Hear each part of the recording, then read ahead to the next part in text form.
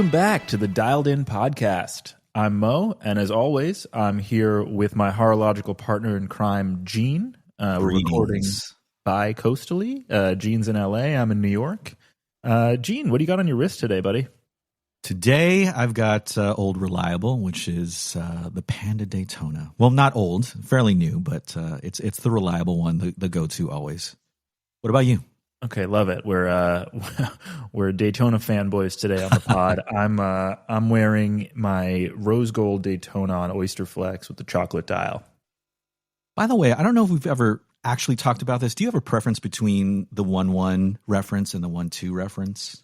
Oh, a big time. So on the Oyster Flex, I don't really mind. I like how much sort of ceramic like real estate. Yeah, that's a good word for it. Yeah, the ceramic real estate on the bezel. But when it comes to the precious metal, like full precious metal and full stainless steel, big preference for the 1-2 model, which for listeners, if you don't know the difference between the 116 and the 126, the bezels, there's some other differences on the dials themselves too, but the main sort of thing that catches your eye when you see both these watches side by side is that the 116 models have a large ceramic bezel on them, whereas the 126 models have a sort of outer ring of either steel or gold, depending on the metal of the watch, that sort of allows it to look like a ceramic inlay bezel. Is that a good way to describe it, Gene? Absolutely.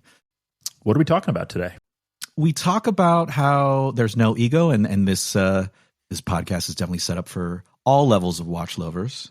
But today we're answering really the question that every collector, casual to committed, eventually faces, which is once you've got the watch, what do you actually need next? So it's the wonderful world of watch accessories, all the gear that helps you store, protect, maintain, and maybe even enjoy better the watches that you have. So, there's some obvious things and some underrated extras that you might not have thought of, but in either case, we've got you today. I actually think this is our 10th episode, isn't it? Number 10, such a huge, milestone for us. I think there's a statistic out there which we referenced to each other a couple of different times, which is, I think 90% of podcasts don't make it past episode 3. So the fact that we're here at 10, we've reached double digits, we're growing. Love to see all the listeners that are joining us week to week. It's just a fantastic journey, and looking forward to 10, 20, 100 more. All right. So as always, no barrier to entry here on the Dialed In podcast. Just a love for watches. And with that, let's get dialed in, Gene. I actually want to, before we dive into the world of accessories and the levels of nerdiness we can take this hobby. It's deep. It is. I actually have a fun story. So as many of you know who have been listening to the pod, I had the opportunity to buy a Patek Philippe annual calendar recently from the Patek Salon in the Tiffany Landmark Boutique. And through that, I've made a relationship with my sales associate there, who's super, super sweet. And she actually invited me to view the 2025 Patek Philippe novelties that were released at Watches and Wonders at the Henry Stern Watch Agency in New York. And what's cool about it, it's like a cocktail, so it's from 6 to 9 on a Thursday night. And I didn't know if it was just Tiffany clients or it was, sort of all Patek Philippe clients in the New York tri-state area. But when I got there, I found out that basically they invited each sort of authorized dealer of Patek Philippe in New York was able to invite their quote unquote VIP clients. And I am very aware that I am not a VIP client. Apparently you are. One watch. But again, I'll say that my sales associate there is incredibly sweet and gave me her one invite that she was allowed, which is super, super nice. Really cool event. So there was like Wempy clients there. There was London Jewelers. Really awesome night. Open bar, beer and wine, and like past hors d'oeuvres. And in each room, there were different sets of novelties that were released this year.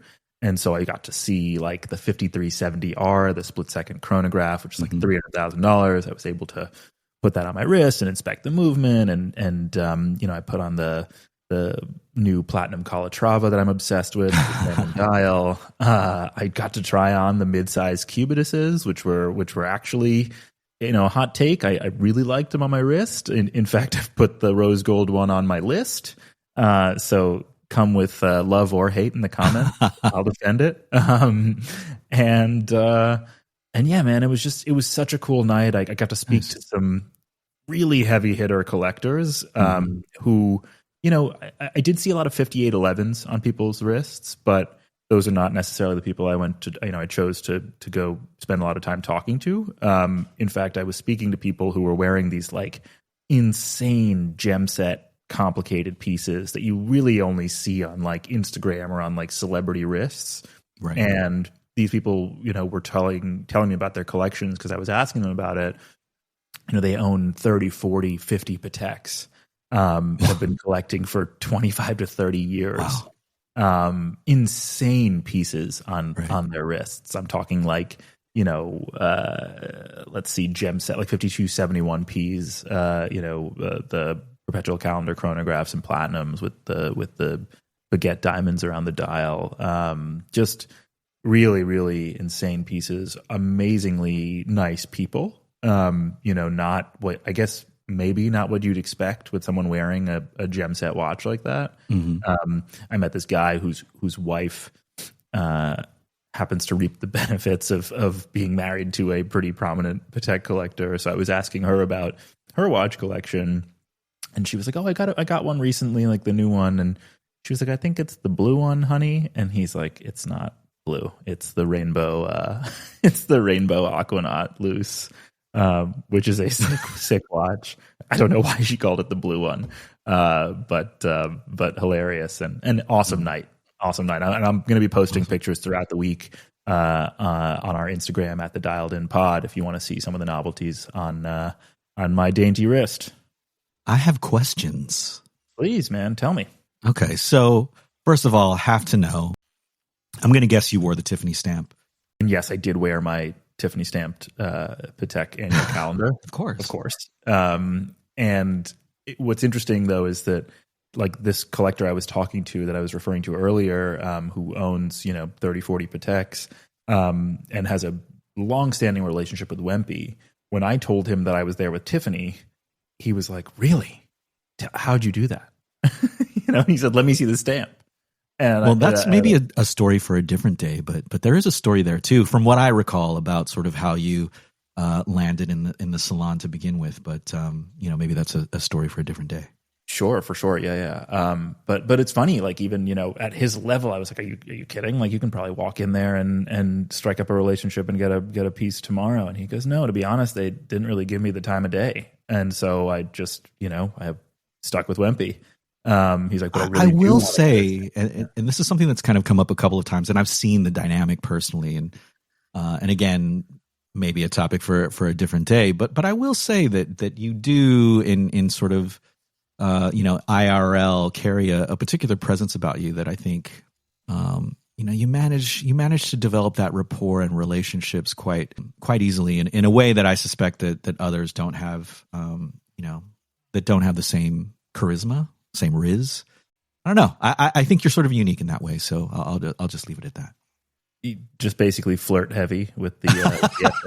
But yeah, man, it was a great night and something I was lucky to be at. I had never been to an event like that before, particularly for a brand of this level.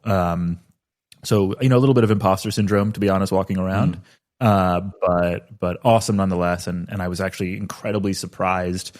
Positively surprised at just how nice everyone was and willing to just sit and yuck it up about watches and their own personal collections. So awesome experience.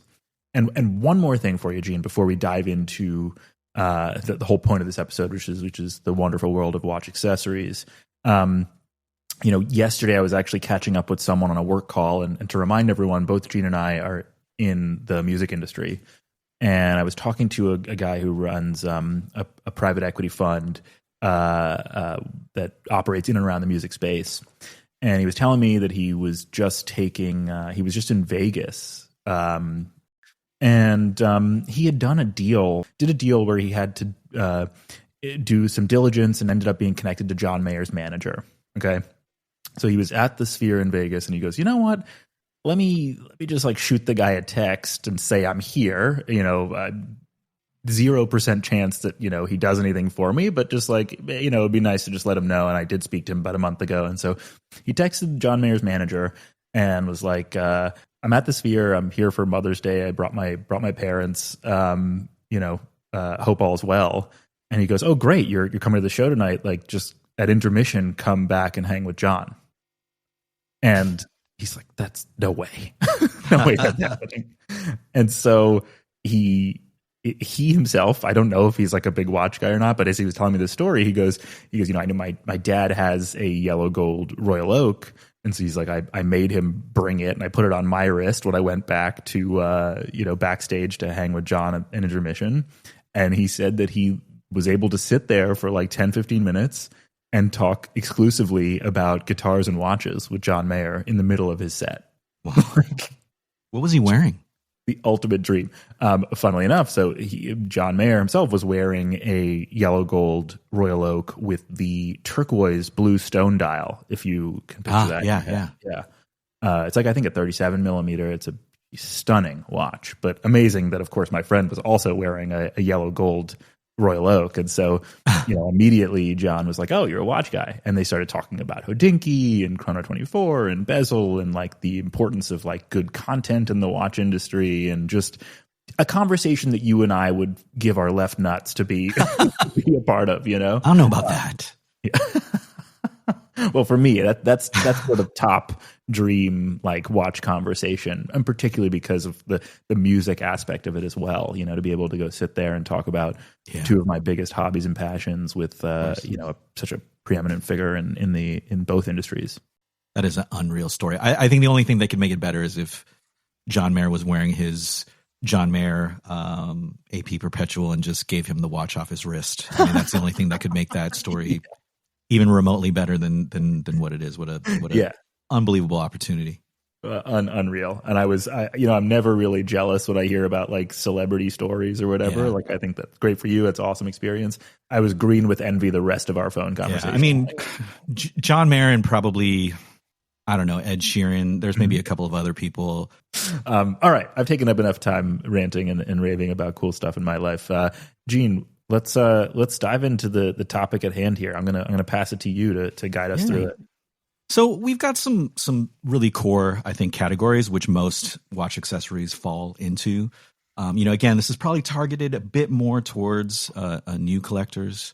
Once you have the watch, what are the things in sort of the orbit that I think makes sense for you to acquire next? We have some recommendations, some pitfalls that we've found. And maybe some brands that we've had some experiences with. I do think it's really important just to say at the outset that any brands that we mention, we have no sponsorship or affiliation with. We just have, our experiences and kind of our taste with that. So do keep that in mind that any of these recommendations are really more about, our own preferences and not motivated by any kind of, affiliation or anything like that. That said, if you are a brand listening, throw over those sponsorship dollars and free shit. Like we're down too. But sadly, to Gene's point, that is not happening on this episode. Yeah. So the first category is probably storage and display. And within this category, I think there are probably discussions that we could have around watch rolls and travel cases. There's also a subset of cases that are probably more for display. They have glass typically where you can kind of see all the watches that are underneath. Yeah, and for longtime listeners, episode 2, I believe, of this podcast, we did a whole deep dive on how Gene and I travel with watches, what we pack and how we pack our watches and how many we take on trips and stuff like that. And so if you want the deep dive, like definitely go back and listen to that one. Right. But just like as a callback to that episode, like I know we both own the same watch roll, one of probably multiple that we all own, but the Louis Vuitton watch roll, which I will yet again rant about for a second here. Just it's the worst watch roll I've ever owned. It's beautiful. the most expensive. Yeah. I mean, it's beautiful because, they craft wonderful leather goods. But the biggest gripe I have with it, which I think is something we should just talk about as general advice for any watch rolls that you're planning to buy, is actually look at the piece that's inside the roll where the watches sit. The Louis Vuitton one in particular does not have any dividers. And so when you put the watches on this roll, you risk sort of watches banging into each other and therefore sort of scratching one another, which is just crazy at the price you're paying for this watch roll. I will say that if you do own one already, and I'm going to credit you, Mo, because this is a solution that you came up with. There is a hack that I think works quite well that we've both kind of adopted to make this particular case or this roll work. You want to talk about that? Yeah, I mean it's kind of random, but you can put sort of women's hair scrunchies on the watch roll such that they just sort of these makeshift dividers, and it works well enough. To Gene's point, it definitely works. It's kind of janky in my opinion to have to like Amazon like some scrunchies to make this like $1,000 plus watch roll make sense. But yes, it is if you already own it and you're already in the situation where you're like, oh, it's supposed to fit 3 watches, but I only put 2 on there because I'm worried about it banging together, then, certainly put the third watch on, put the scrunchies in between. And it actually does provide some pretty, secure peace of mind there. Nice. I think the only other advice that I've probably add to that is probably go towards hard cases. Again, thinking about what happens when you travel and you'll generally have this watch roll in your bag or something like that. Just having a hard case is probably the way to go with a watch roll, because you can definitely get pouches and things along those lines that will also kind of provide some minimal amount of protection for your watch. But truthfully, I'd probably lean more towards a hard case of some kind. I know Toomey makes a great one, and there are several others outside of that. But just keep that in mind as well if you're looking into watch rolls and travel cases. Yeah, that's great advice. I have the Toomey one, as you know. I love it. The thing is, it takes up a lot of space, right? But I have zero fear that anything's going to happen to my watches if I am traveling with it, because to your point, it's just super secure. It's a hard case. Nothing, even if something were to bang into it, the watches are super secure in there. But I will say, like, it's that trade-off, right? Like, the pouches are so nice, especially if you like have a collection of dress watches or watches on straps. Sometimes, you think like, I don't need these massive cases. I can simply put it in a watch roll that's more of a pouch, right? That you can kind of roll up if you've seen those. Those are great if you're just sort of taking it from point A to point B and you're maybe going to hold it in your hand or in a small bag. But once you were talking about traveling, those cases just kind of freak me out. So let's talk about display cases. They're generally boxes, room for 8 to 10 watches, maybe more, that have a see-through or a transparent top, usually, so you can see the watches underneath. I don't actually own one. I'd feel a bit iffy about putting my watches on display in that way for anyone that chose to visit my home or that I invited into my home. But do you have one? Do you have any particular thoughts on that? Are you on the same page as me? I don't like them at all, actually. To me, they kind of look cheap, and I know you can buy really, really nice ones that display your watches. But I mean, I think of all those ones that you can get on Amazon that have like they're not even glass on top. It's like a plastic or like acrylic top. But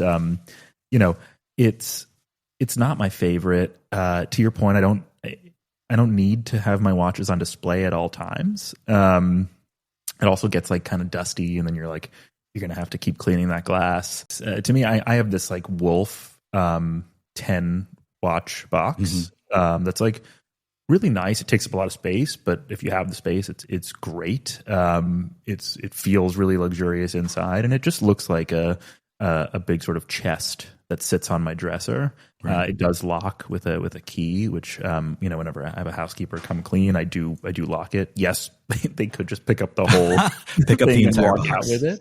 But I have considered, as my watch collection does get more pricey, more valuable, I have considered some of these safes they make with watch inserts. But that's a whole nother level of commitment. Yeah, for sure. For my collection, I keep it in a Pelican case that is locked as well, and so thinking about the indestructibility of it all, probably not as elegant as your solution with the Wolf case. What I will say about Wolf, and one thing that I do own is a watch stand from Wolf. I like the brand in that context. I do have a watch stand on my nightstand. Just as I take a watch off, it's generally the place that I'll put it in. So that's the only kind of display thing that I've got. What about you? So I love watch stands for that purpose. Like I won't leave a watch on a watch stand for like multiple days, but it's certainly like when I come home or even if I'm like working on my laptop and I don't want to desk dive too much on a nice watch, like I have one sitting on my desk in my office. I have one sitting on my bedside table. They're great to have. As you mentioned, Wolf makes them. I use the company Wristonomy, it's now called. It used to be called The Watch Stand. Yeah. They changed it to Wristonomy. I really like those. They have like marble bases, come in all different variations. You can even get like exotic leather for the stand, which I don't know why you want to go spend $700 on a watch stand, but if that's your prerogative, go for it, so stands are great. And then Wolf also makes this like travel stand that someone got me as a gift, where it can like fold up and you can like bring it with you as you travel. I know that's another level of like commitment to this watch game, but I've gotten so used to being able to put my watch on a stand when I go to bed that I actually really miss it when I travel. And then you're kind of like, do I put this like polished steel watch or polished, precious metal watch on like the wood nightstand? And, am I going to knock it over? Am I going to, as I, turn off my alarm in the morning, am I going to hit my watch instead? And so again, for peace of mind, and as ridiculous as it may look, I'd actually travel with that foldable watch stand as well. Yeah. I have it too. I will say another nice feature of it is that at the bottom, as you open up the watch stand, there are a couple of spaces there that are leather or I think leather lined. But if you're traveling with a significant other who wears some jewelry, it's also a nice place to put that. And so it could be something for, a couple, let's say. And so it has sort of an alternate or an additional benefit there. Yeah, and I would say like this is a great gift for another watch collector friend or significant other. It's like not too expensive. I unfortunately can't remember the price right now. I want to say it's a little over 100. Okay, sure. Yeah. But it's a useful gift that they may laugh at first, but then they may find themselves actually traveling with it once and being like, "How did I ever live without this?" Why don't we move on to a second category now? Why don't we start with watch winders? I know there's a lot of opinion about how much they're actually necessary. I think there's a couple of use cases where it makes sense, but I think you have one. I do, and it's solely for calendar watches. I used to have this like big like 4-watch winder, and then I was contemplating getting a 6-watch winder. Unnecessary. To me, like your calendar watches, be it annual and certainly perpetual, if they are automatic, of course. It's just like a nice to have, to be able to pick up the watch and just go. I don't have a problem setting time and date. So for most of my watches, that's, I don't mind just keeping them in a case and letting the power reserve run out and set it when I want to wear them. But with calendar watches, you have correctors on the side potentially, and then you have to get the pusher out and you have to set it properly and you have to make sure you're setting it in the right, that you're not in the death zone between like 9 p.m. and 3 a.m. And, there's all this stuff that's just like, you know what? It makes life a little easier with it on a winder. It's just so labor intensive. Totally. That a winder makes a ton of sense in the context of annual or perpetual calendars. Well, let me ask you, like, I'm talking about sort of annual calendars, perpetual calendars. What do you feel about your day date? Obviously, like keeping it on a winder for a couple of months, it's going to be out of sync just because of the 30, 31 days. But do you keep your day date on a winder? Or have you considered it? And is it a pain to set the time, day, and date each time? It's not a huge pain.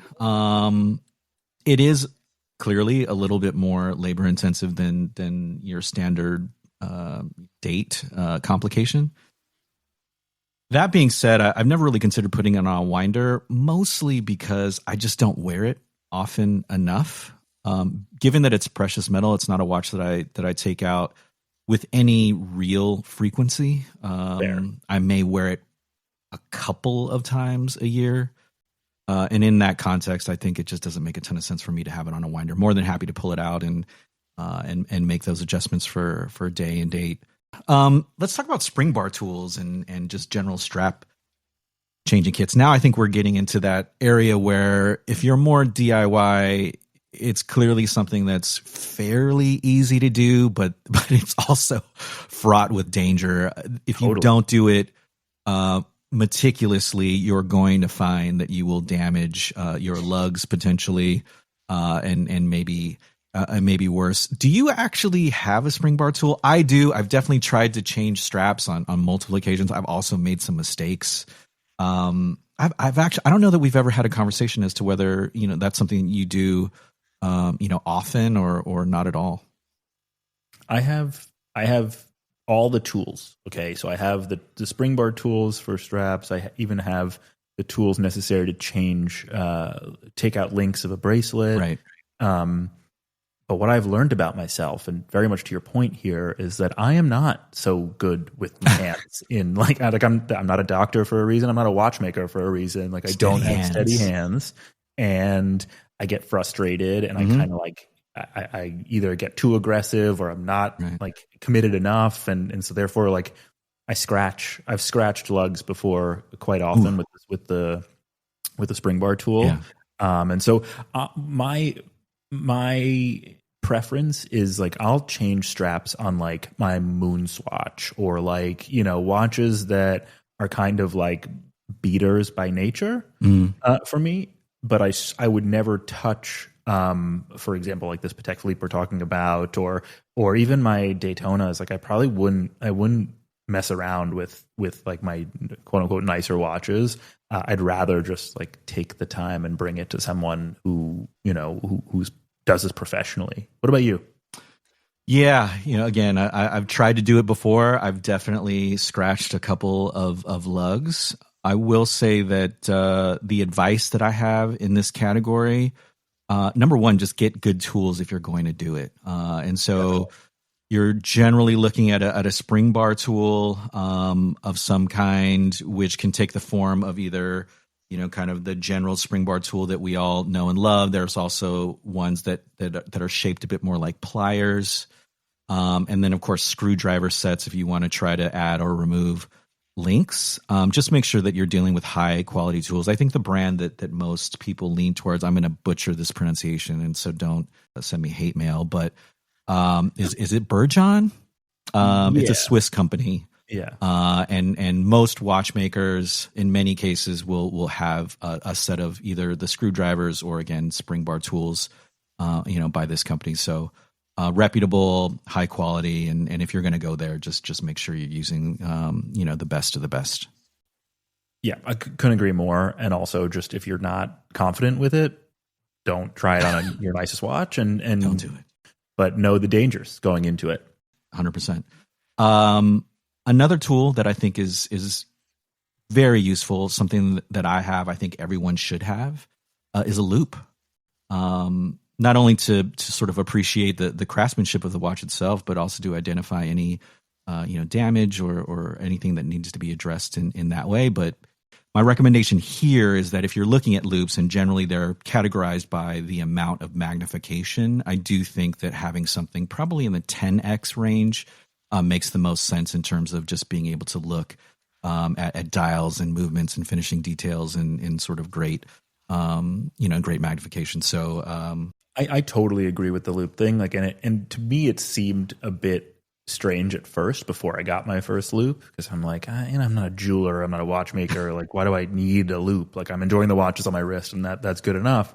But it's interesting, with the proliferation of YouTubers and these high res videos on both Instagram or TikTok or anything where you're actually seeing these pretty amazing videos of the movements and the dials, sometimes when you get a watch on your wrist, it kind of feels like a letdown. I don't know if that resonates at all. Like you're kind of like, this is not how I saw it in the video, because everything's so magnified in those videos and it makes it look amazing, even particularly movements.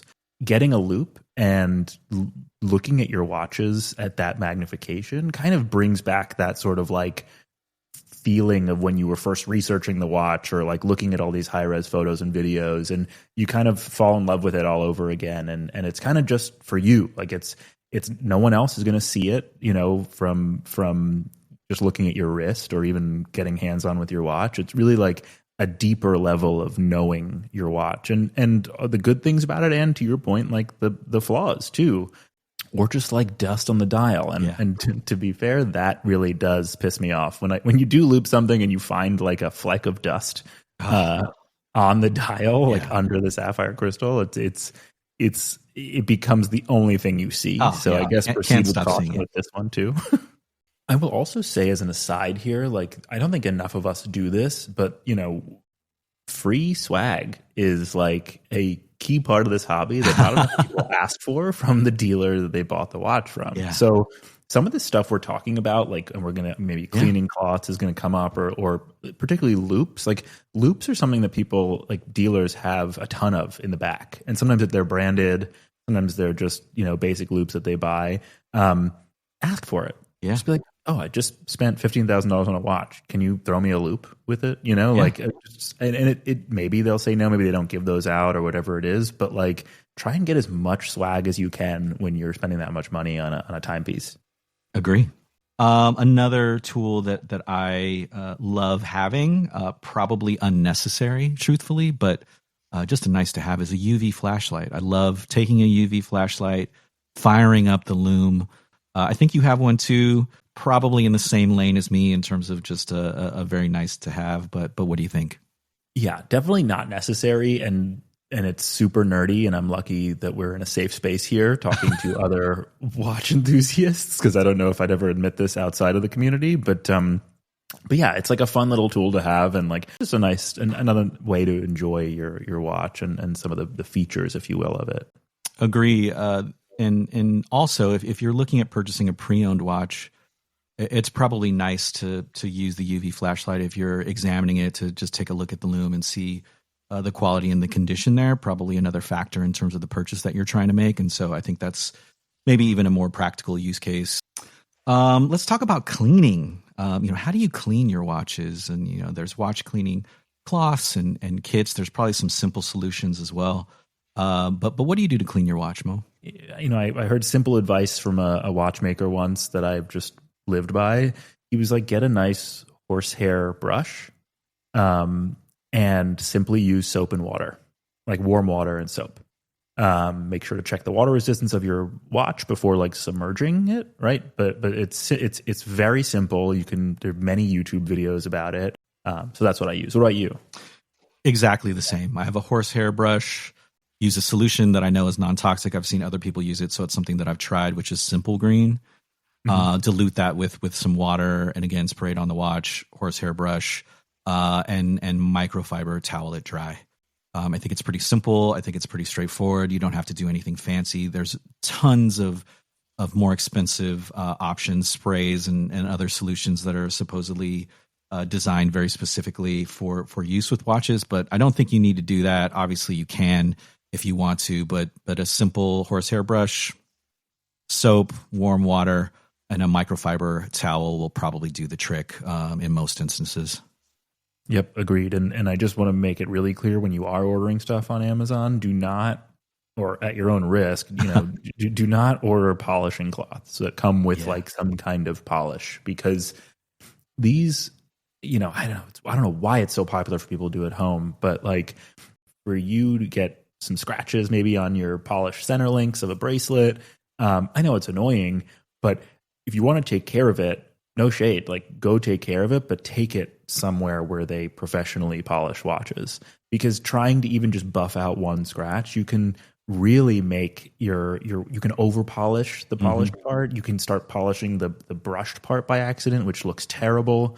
I've just seen so many nightmare stories occur with people trying to get some kind of polish of their own at home, that I would recommend just staying away from that entirely. And this is not a conversation about whether watches should be polished or not. And, so many people have so many opinions about that. And honestly, I'd say do whatever the hell you want. Like if you're not planning to resell it as a vintage watch in 20 years, then go polish your damn watch, whatever. Like you don't care about sharp edges, like so be it. I no shade to people who want to polish their watches. Just don't do it yourself. I completely agree. And listen, if you fall into the camp where you're the type of person that just wants to handle this yourself, there's a small scratch and you think you can do it. I don't care how much dexterity you think you have. I don't care that you don't believe you fall into the camp of having all thumbs. Just don't do it. +1. Let's talk about protection. And I guess it dovetails into that conversation because part of what you can do in terms of handling your watch, and this falls a little bit into maintenance, is gloves, and also a freebie that's often given. But I don't know if you have any opinions on that. Leading question. You know exactly what you're doing here. I get laughed at a lot for my use of gloves because I take off and put on my watches daily with gloves on at home. And it's such a part of my routine that I actually travel with gloves too. Which is a new level of absurdity, and I can totally acknowledge that. This is not my advice to anyone. I hate fingerprints on my watches. So much so that like I like cringe even as I hand over a watch to someone that wants to see it, and I'm like out of the house and I know they're going to touch it, and I know I'm going to see their fingerprint for the rest of the day.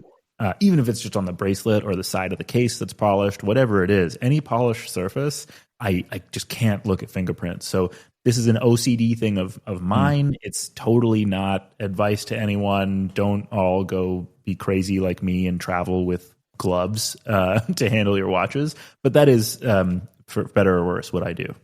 The other area then that we can probably talk about is protection. And so one of the key things outside of gloves that people can do, and people do is they use protective stickers and films on their watches. Now, from my personal opinion, I think it's probably overkill. There's something to be said very much about living with your watch and the battle scars that you have over time, just because, there's stories embedded in that and all of that. So I probably personally would not go full sticker.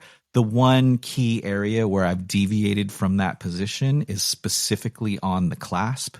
You can buy protective stickers that will just go over any polished areas of a watch. They're generally cut very specific to particular references, and so you will get a very tight and custom fit when it comes to that. And just given that Mo and I work at desks, we're using keyboards all day. Desk diving is a real thing, and I will say that scratches on a polished part of a clasp, those scratches are they're really offensive to me. And so part of my OCD is for watches that I really care about. I'll generally put stickers on the clasp if there are any polished portions of it. If it's something that you're interested in, look into it. You'll find plenty of options at a relatively reasonable price. Awesome. The last area, which I think is pretty fun, it's something that I know that we've both delved into. And this is probably more in the personalization category, but it's just extra watch straps. Dude, so I love Jean Rousseau. They have a boutique in New York, in Paris, I think London actually as well. Basically, it's a complete customization for watch straps, both like alligator skin, vegan leather, rubber, and you can completely customize it. So you can go in and spend $200 on a strap all the way up to like $1,500 on a strap, right? With exotic skins, with the stitching. They actually can stitch platinum into the strap or gold, which is a little extra, but I guess people want to customize. You can. Mm-hmm. I have my initials on the bottom of some straps that have been heat stamped in with a gold foil or a silver foil. And the really cool part the way I'll finish on my Jean Rousseau rant over here is like, what I love is the way they recommend things for your lifestyle. So I got this really nice alligator skin, it's like a nubuck alligator blue strap for my Patek Philippe 5205G, the white gold annual calendar. Mm-hmm. And they were like, "Oh, it's summertime right now. Do you want what do you want on the inside of the strap? And how often do you wear this? Is like a daily for you?" And they recommended that if it was a daily and I was going to be wearing it in the heat, they could actually put a rubber lining on the bottom, so you get the external sort of aesthetic of a really nice leather strap without the idea of like, oh, I can't sweat in this because it'll seep through the rubber, it'll smell. The leather, it'll smell, it'll warp. And so they actually were able to line it with the rubber, which was damn cool in my opinion. Yeah. For me, I've used a few different companies. I think for truly bespoke options for watch straps, I've used Aaron Bespoke. True customization in every sense of the word, all the way down to not only the materials, the lining materials, personalization by way of monograms and initials. And this is one recommendation I will make, actually. If you do get into custom watch straps, always go with quick release spring bars. If that is an option for you, it will make your life 100 times easier. You will never need to use one of those spring bar tools that we've referenced before. It's literally just a small kind of spring-loaded slider that you can just move with your fingernail and it'll pop right off. And it makes installation and putting on new watch straps incredibly easy too. Have you put rubber straps on any of your, like full rubber straps on any of your watches? Are there any brands there, if you have, that you like and are worth recommending? Yeah, I like Horus and Rubber Bee. Rubber Bee's well known for particularly their straps for Rolex watches. They do a really good job making them look integrated with sort of rounding out the tops of the straps so that it falls flush against the watch case, which is a really nice look. I think Horus manages to achieve that as well for a little less money. The only other company that I've used for sailcloth specifically, and I'm thinking I've used it for a Baltic, I've used it for my Speedmaster as well, is Artem straps. I think they're based out of Australia, if I'm not wrong. Another just great company, good product. And I've also experimented with some straps from another company called Delugs. Delugs is awesome. Which is I think they're based in Singapore. Yeah, and Delugs on their rubber straps, they have a cut to size version. And so it actually comes with like a deployant clasp that they make, and you can just cut it yourself with scissors at home to perfectly size it. Very, very cool concept and phenomenal straps. I couldn't recommend Delugs more. Awesome. And then I think the last one, and this is kind of the bonus round here, is if you're going to get really, really nerdy, an accessory that might be a great choice for someone that's just gotten incredibly deep into horology. It's probably more common with very serious collectors who maybe buy and sell with some frequency. It's a timegrapher. It's a small machine to measure a mechanical watch's accuracy and amplitude. And so, again, if you're someone that's buying and selling with regularity, it is a nice way just to be able to test a watch to see if it's keeping time in a reasonable way, and to the extent it needs service. And you can use that for your own watches for the same reason, but it's very deep. Too deep for me at this Too stage. Deep for me too, but yeah. And I think that's it. I think we've probably gone over what I think are the main and most popular accessories. A couple more that are probably a little bit beyond the casual collector. But thanks again for joining. Mo, do you have any closing thoughts? Follow us on socials at the Dialed In Pod. Like, subscribe, rate, review, tell your friends, tell us why you love us, why you hate us. We want to hear all of it. And stay tuned.